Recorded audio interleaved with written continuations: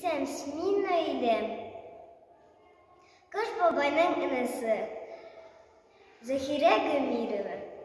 Кім уяткан Илшатны иртә торган шул чаклы.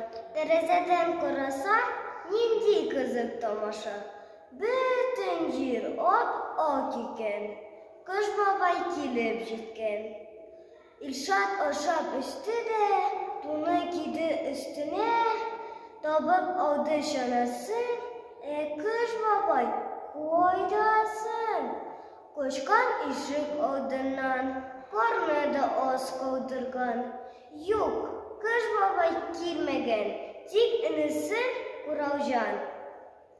Кыш бабайның иленә безгә хәбәр китергән.